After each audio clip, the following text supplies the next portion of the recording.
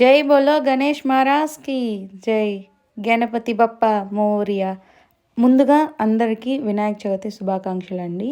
మేము మా ఇంట్లో గణపతిని ఇలా పూజ చేసుకున్నామనమాట. చిన్నగా డెకరేట్ చేసేసి.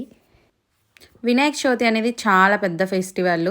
ఇంట్లో అయితే చాలా వరకి ఒకరోజు లేదా 3 రోజులు, బయట అయితే 5 రోజులు, 9, 11, 21 రోజులు అలా సెలబ్రేట్ చేస్తూ ఉంటారు. ఆ సెలబ్రేషన్స్ జరిగే టైంలో వినాయకుడు కైలాసం దగ్గర నుండి మన కోసం మనం పూజలు అందుకోవటానికి భూలోకానికి దిగి వస్తాడంటా ఉంటారు.